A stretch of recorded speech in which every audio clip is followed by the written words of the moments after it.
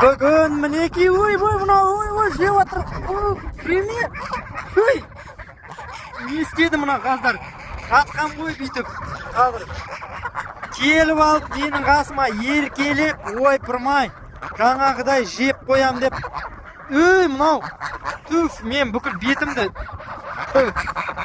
істеп жатыр ма, сүйіп жатыр ма, құдай білсін. Мінекей осындай әдемі қаздарымыз бар.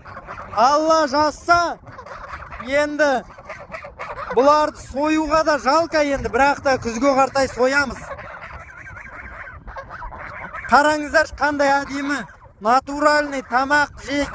Бұл табиғи өнім болып есептеледі ғой. Түф, мыналарда, ой,